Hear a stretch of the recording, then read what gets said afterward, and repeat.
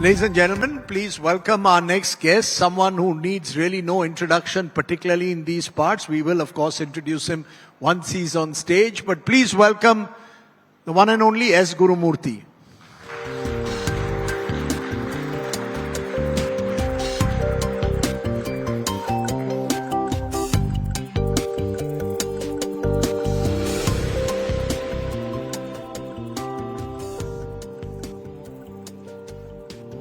Ladies and gentlemen, one of the big battles of our times, or political battles and cultural battles, is that of identity. And in this part of the country, at the India Today South Conclave, we want to explore an aspect of it, which is the Dravidian identity, which has dominated the landscape of Tamil Nadu for 50 years, versus a broader Tamil and Bharatiya identity, and whether the two coexist, and if so, how.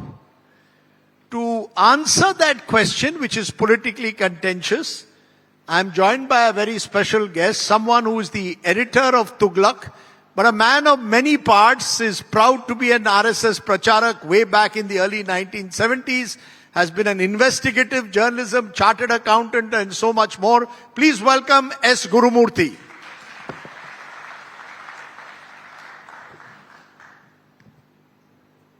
Mr. Gurumurthy, you are known to create controversy. And I've just seen your latest editorial in the Tughlaq, where you go on to say, DMK stole chori, Tamil to market a failed Dravidian dream. Dravidianism is divisive, devoid of any form of spirituality and cultural identity. You even suggest there's a racial tinge to it. And then go on to praise Prime Minister Modi and claim he is trying to rescue Tamil Nadu and reconnect it with India's spiritual and cultural stream. What are you trying to say? See, for that you have to go at least 100 years when E.V. Ramasamy Naicker was in the Congress party. He was in the Congress movement. But somewhere he became so disenchanted with the Congress, which was then dominated by the upper caste and particularly the Brahmins. He decided to strike an independent path, and he found that this Dravidianism, which is rooted in the British division of the Aryans and Dravidians, as racial concept. This is important. No racial concept as an ideology. White race, black race, yellow race. There is no ideology. It's only color. So he zeroed in on Dravidian identity, and he found that it completely contradicts the Tamil identity. If you look at the entire Tamil literature, of course, many of them may be knowing, the current generation may not even know, that if you touch Tamil, it is Sanatana Dharma. If you touch Tolkappiyam, it talks about Varna Dharma. Tolkappiyar says that he went and gave his thesis, his literature, which is Panini's grammar. He adopted Panini's grammar and gave it to an Adango to Asan who was well versed in 4 Vedas, got it approved by him, and then came and presented it to the Pandian Sabha. The starting point of Tamil is Varna Dharma. In fact, Vaivaswata Manu was supposed to have been born in Madurai. My own thesis is Varna Dharma went from here to north, not from there here. So, E.V. Ramasamy Naicker found that the entire Tamil literature celebrates Sanatana Dharma, Varna Dharma, Brahminism, and he said this whole thing has to go. And he called Tamil a barbaric language, Tamil people barbaric people. Tirukkural, the human stool kept on a golden plate. This was the DMK ideology till 1963. But the fact is, Periyar, as large parts of the country know him, was also speaking out against the ills of this Brahminical Hinduism.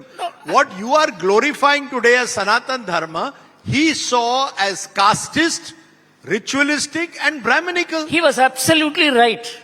In fact, he was the only honest thinker in Tamil Nadu. He found this entire Tamil culture, literature, Tamil scholars were all Brahminical, and Thiruvalluvar celebrated Brahmins. And he said, if you want to attain moksha, you have to go touch the feet of a Brahmin. So he said, who are these people? Unless you give up all this and say these are all semi-barbaric language, and you adopt Dravidianism. He was the only honest thinker. The DMK is a dishonest party. In 1965, they had this anti-Hindi agitation. Suddenly they became Tamil lovers. For example, Annadurai, for whom I have, among the DMK people, I have some respect for Annadurai, because he was a very moderate man. He was a good man. He wrote 220 books, not one about Tamil literature, not one about Tirukkural. It is only after 1967, when he became the chief minister, he began talking about Tirukkural. So, when they were orphaned by the Dravidian racialism, they got hold of Tamil. No, you're saying they got hold of Tamil. Today we are in 2025. Whether you like it or not, the DMK and the various Dravida parties claim to represent a sense of Tamil pride. Many of the leaders of the DMK today, who you say stole Tamil or saw Tamil as barbaric, all of them have written extensively in Tamil. Karunanidhi was a script writer. Others also wrote volumes in Tamil. I mean, are you saying that in 2025, Dravidianism or Dravida identity does not represent Tamil identity? No, I tell you, this is stolen identity. That's what I'm saying. You see, Stolen from whom? Stolen from the original Tamil people.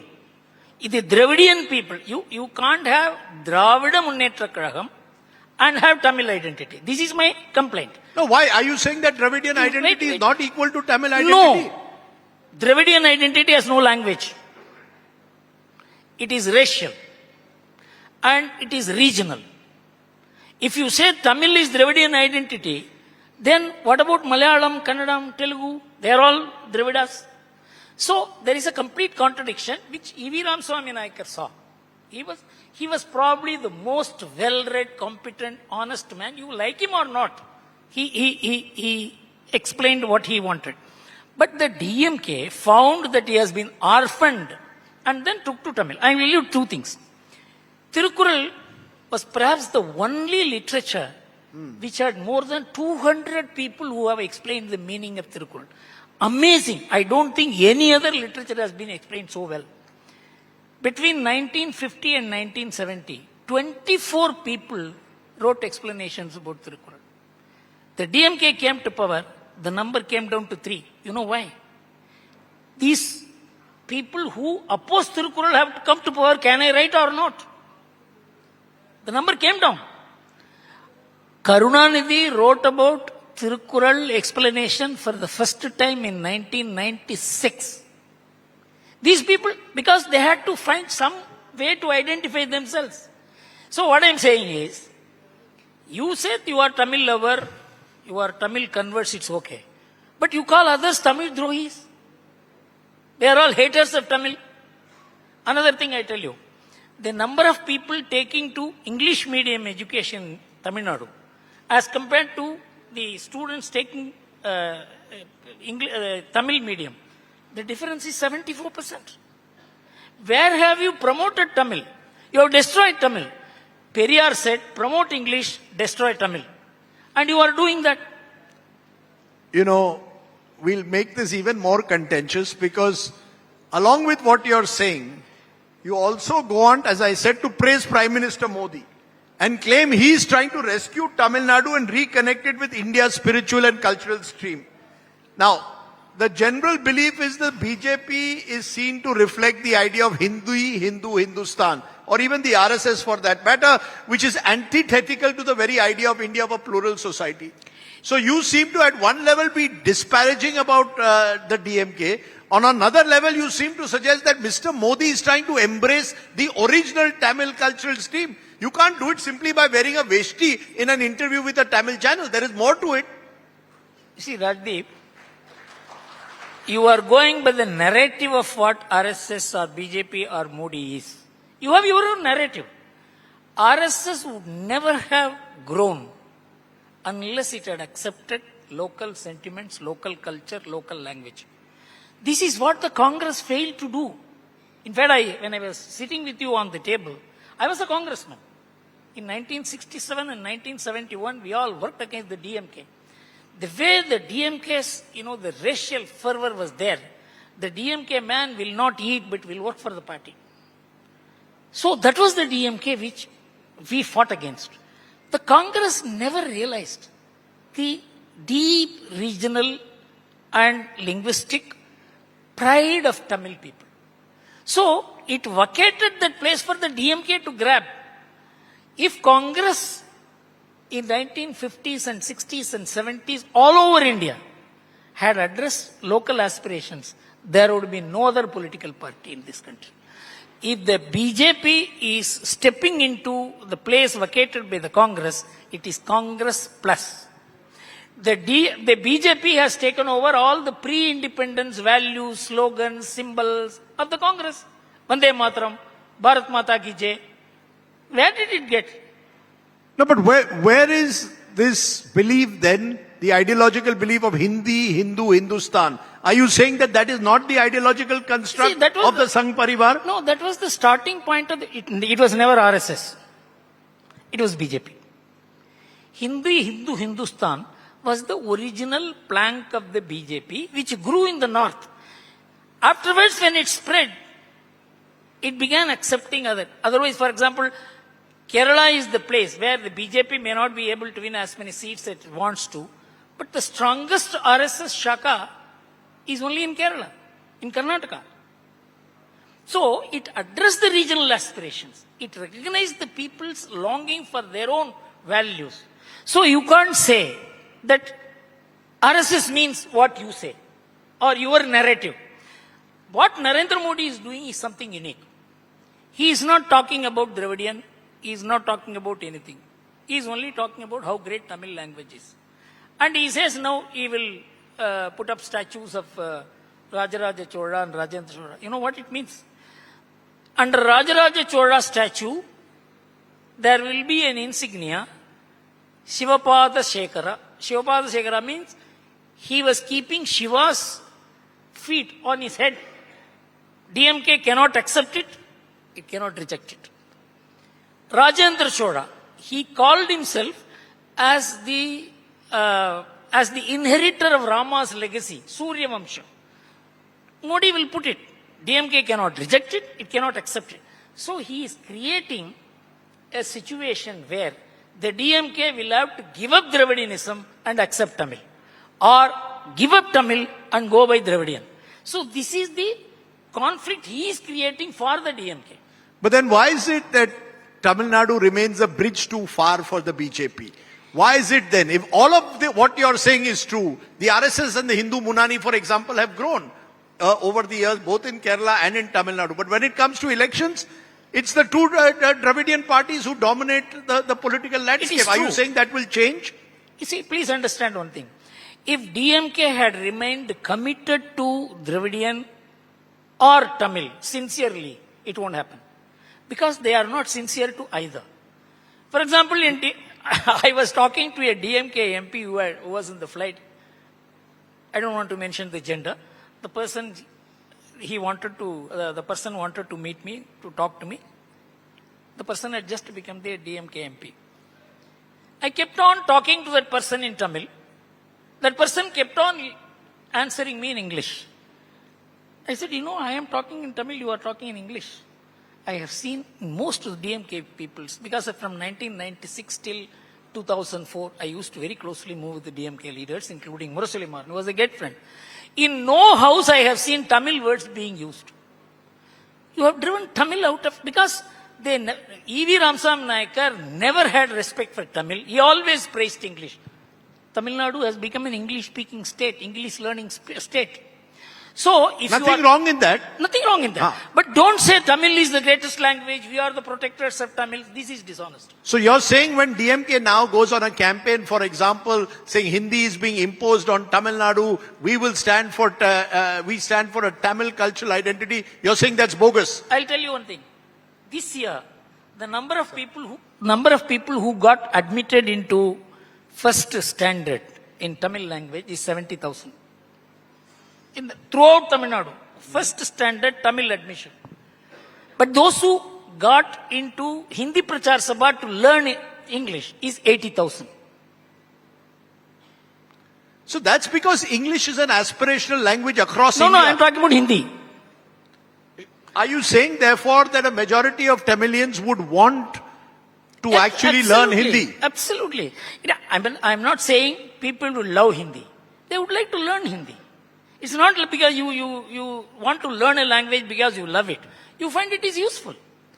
People are maybe learning French or German or out of love. But you learn English for its utility. Hindi is utility. And you say Hindi is imposition. That's where the DMK is wrong. And these are all fake things. Dayanidhi Maran speaks Hindi. But he would not allow, DMK would not allow somebody else to speak Hindi. So this dishonesty will get exposed. I am telling you, after the social media explosion, the DMK cannot keep the people ignorant for too long.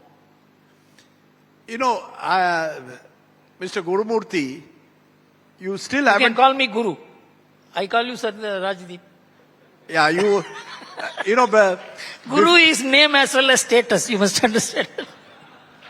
Sir, I'll call you, you're very senior to me, so I can call you Guru, Guruji. If I call you Guruji, you'll think I'm referring to Guruji Golwalkar, so I'm very careful.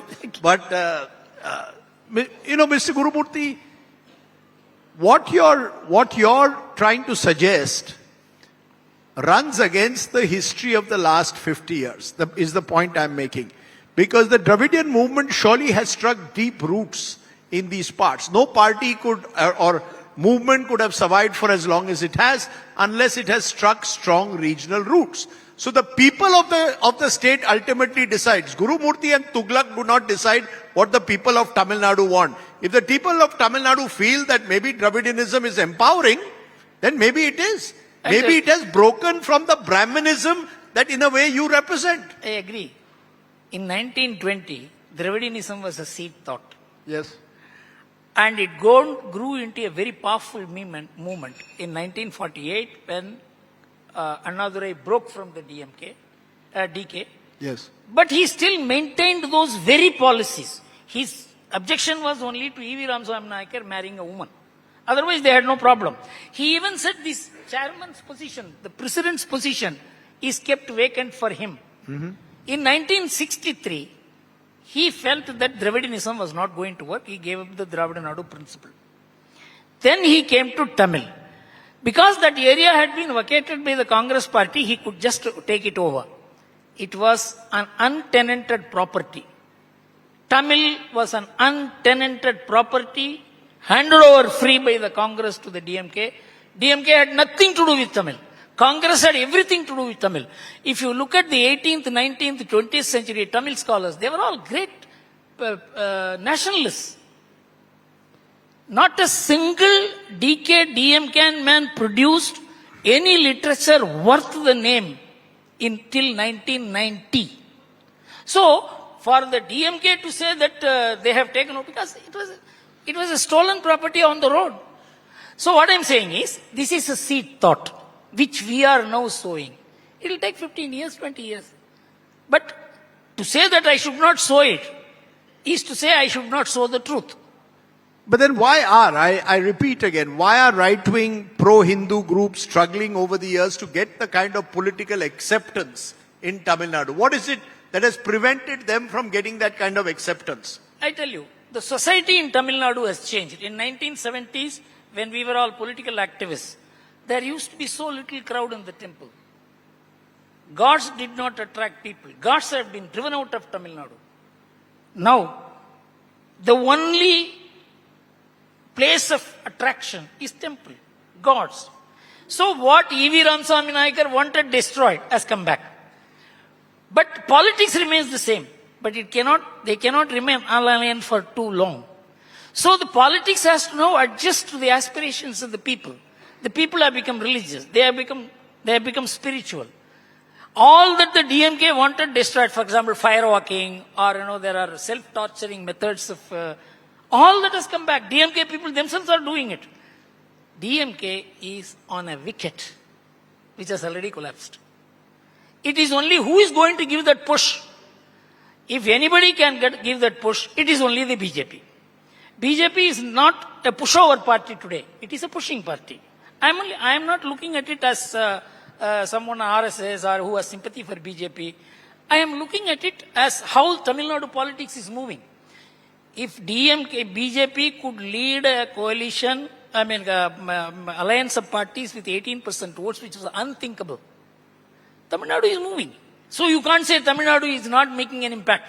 Okay, I just want to, for a moment, play what Udaynidhi Stalin said a couple of years ago, which created a controversy. And I want you to respond to that after listening to it. Listen in first to what Udaynidhi Stalin said.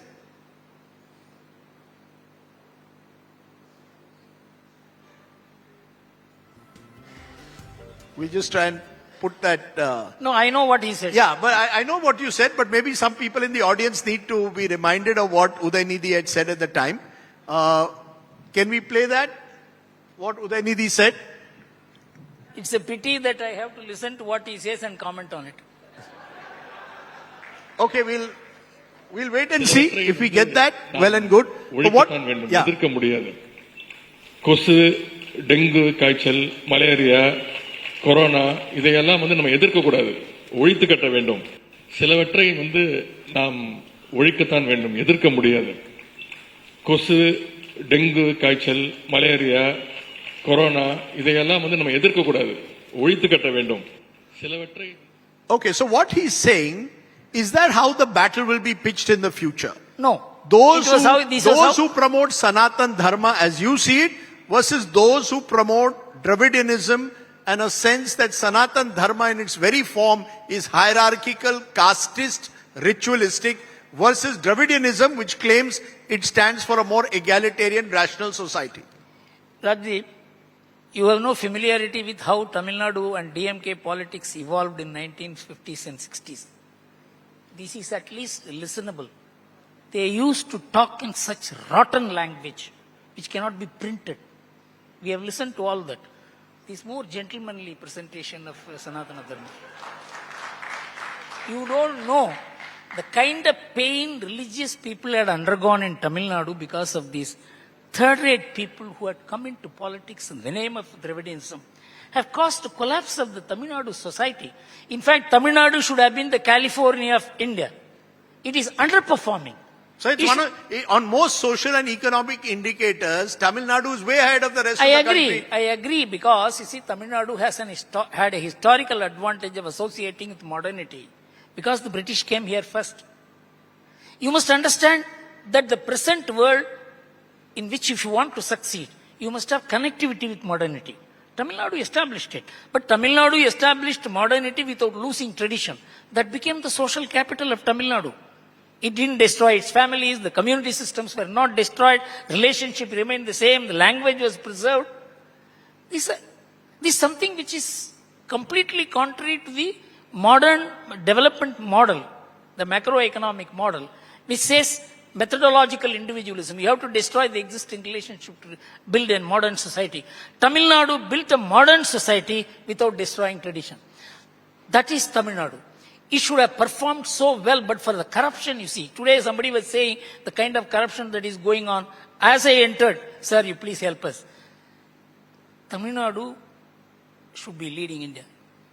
It has that potentiality. It is underperforming because of Dravidianism. Corruption is a national epidemic, sir. Some of the people you admire are not necessarily above board also, some of the politicians, but I take your point. I take your point that you could say much more could be done. There's a cleansing needed of public life, for example. But I do really want to ask you, over the years, you and others in Tamil Nadu have from time to time looked for options to the Dravidian parties. I recall a few years ago, you had suggested that BJP should not align with either AIDMK or DMK, instead should form its own identity with the likes of Rajnikant, for example, to lead it. That didn't work out. You seem to be constantly looking for someone who's going to take on this Dravidian identity and do a guru identity, if I may call it that. No, I am not looking for somebody, looking on somebody. I am actually looking for adding on.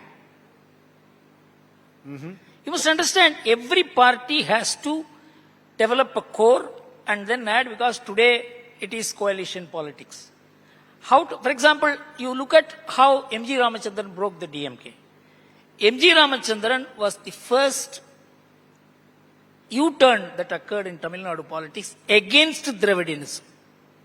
He openly went to, when they were proclaimedly against religion, he openly went to the temple in Karnataka, Mookambika temple.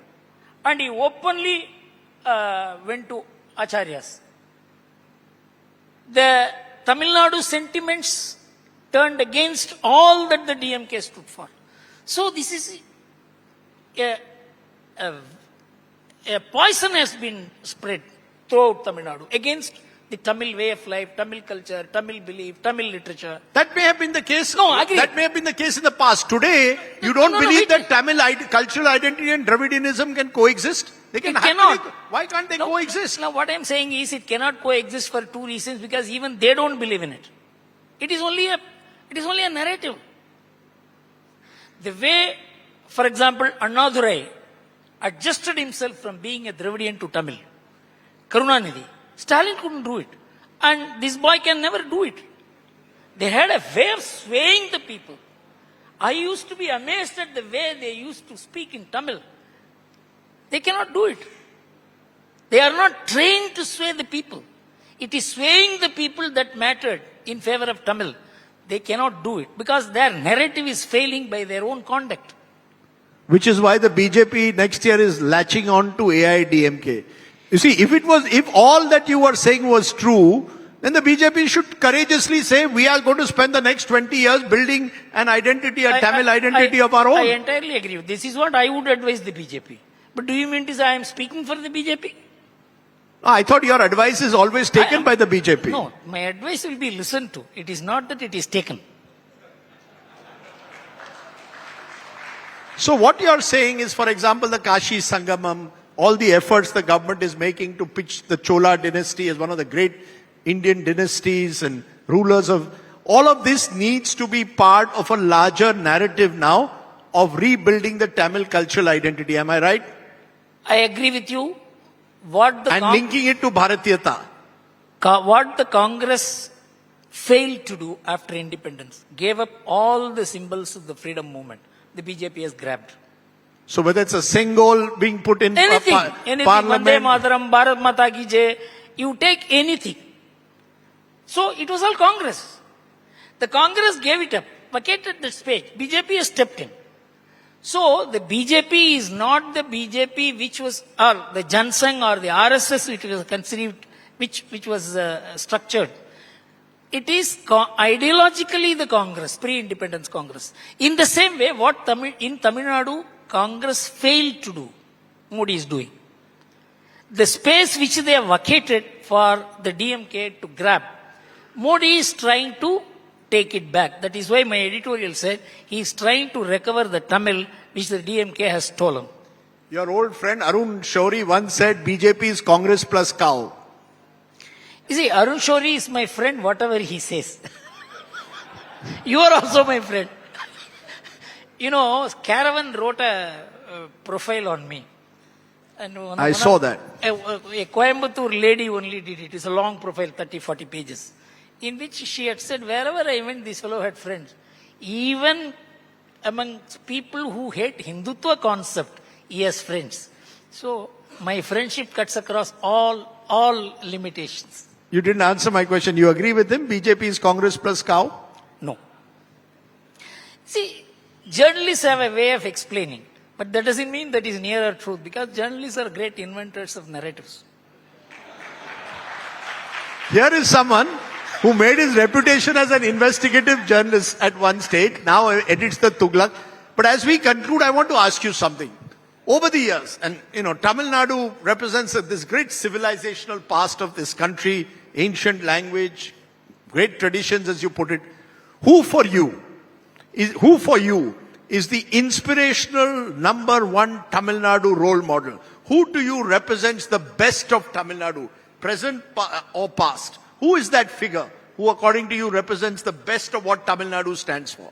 You see, in politics, I would say Kamaraj was perhaps the only, because I moved with him. As a student Congress participant, I used to be amazed at the simplicity. I mean, I have never seen a leader like him. Ramnath Goenka told me he used to come from the assembly and sleep for 45 minutes in his house. And he used to give him 20 pairs of dhoti and kurta. That was Kamaraj. That's it. That's all. And when he died, in his almirah there was 150 rupees. He's a great man. But the problem is Tamil Nadu had another longing.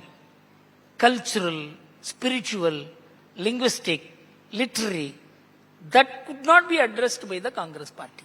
So who represents the best of that cultural, civilizational model? I can give you a list of 150 people whose names are not known to any of the people in Tamil Nadu today. Give me 5. U.S. Swaminathan Iyer, the man who discovered every Tamil literature which we speak of today. He went from place to place, every house, and searched the old and brought it back. Because he is a Brahmin, he will not be respected. That he did so much work for Tamil is forgotten. Bharatiyar, the man who put up Tamil name in the nationalist arena. He said, we are the best people, but we are part of Bharat. He is dismissed. And Kalyana Sundarnar, any amount of name, I can reel out names, which many in the audience may not even know today. So the cultural Tamil Nadu was given up by the Congress, which the DMK grabbed. Actually, I call it stolen. You see, every day in life we learn new things. Today I learned that you were a congressman at one time, which is interesting. The only party in which I was the Congress party. I was never in the Jan Sangh, I was never in the BJP. The only party in which I had a membership was the Congress party. Such great people. How many simple people? Ramaya, the Congress president, the man used to walk on the road. What do you think changed? Power changed the Congress? Or Congress was... The culture, the DMK came and completely changed the political culture of Tamil Nadu. Simply, the victory became more important than values. For which even a person like Rajaji, whom I hold in high esteem, he was responsible because of his personal rivalry with Kamaraj. He regretted later, but that was too late. That politics can destroy the culture, value systems, the conventions and established traditions of a society. Tamil Nadu is an example. But that's happening across the country, to be fair. Values are being destroyed by victory, especially because of vote bank politics. It's happening. It's not, Tamil Nadu is not unique in that regard. So let's not bash Tamil Nadu also too much. I am for Tamil Nadu because I live here. I have enjoyed this Tamil. I got educated in Tamil medium. I see even today, I recollect my Tamil teachers who used to teach so well Tamil. I also learned English, and then I became an English journalist. Itself is a surprise for people who saw me as a Tamil medium student. You see, these are all okay. I still love Tamil. In fact, when Cho Ramaswamy asked me to become the editor of Tughlaq, I said, will the Tamil audience accept me? Because he was an actor, he was a multi-dimensional man. But I could still connect to them because I knew Tamil Nadu, its culture, its values. I love it. So, I have to work here in Tamil Nadu. I cannot go and say what happens in Bihar or UP. I stand for Tamil Nadu. You say all these things and yet you survive. In some other parts of the country, God knows what would have happened. You'd be in trouble if you took on the ruling government as you seem to like to do. You see, I have been taking on this government. In 1971, we were all beaten black and blue. Why did I join the RSS? Because I didn't know how to defend myself. So I joined the RSS in 1971. It is the DMK which forced me to join the RSS. Let's end on a positive note. We are in Coimbatore. which as we discussed is really an entrepreneurial hub. An example of what Tamil Nadu has achieved in the last few decades. Just a real energetic hub of growth. What is the best thing about living and being Tamil? You see, Tamil is, of being course, a Tamilian. its greatness, everything is true, but the 5 districts, actually there are, I would say, I mean, I'm very sorry to mention in terms of communities because I consider communities as social capital. Whether it is Ludhiana, Batala, Rajkot, Jamnagar, Morbi, right down to Toothukudi. My friend Muralidharan, chartered accountant, is there. A team of us went and studied. And we found in every place one community has led the business development. In fact, in 2000, when we conducted the Swadeshi Industrial Fair, the spirit of Coimbatore was so down. That was the starting point of revival. Actually, 16 industry associations gave us a reception and said, you have completely changed the psychology of Tamil Nadu. We all, the Coimbatore, we all felt we were failed business people. But we understood that the entrepreneurship which is in the blood of these people can turn Tamil Nadu. 5 districts of Western Tamil Nadu is producing 60% of Tamil Nadu GDP. The credit goes to this community.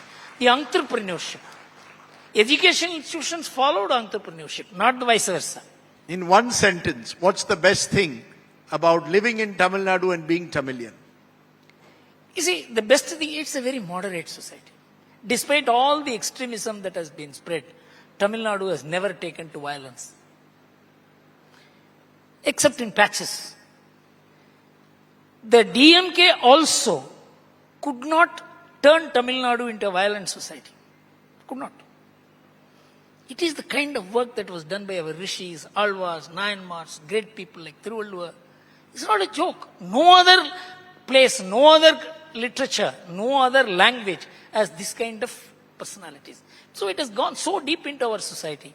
We represent the best of what we call as Bharatiya. Okay. That's my one-liner. Tamil Nadu represents the best of what we call Bharatiya. On that note, S. Gurumurthy for being provocative and contentious and controversial as ever, but always a pleasure listening to you. Thank you very much. Ladies and gentlemen, please give a big hand to S. Gurumurthy. Thank you.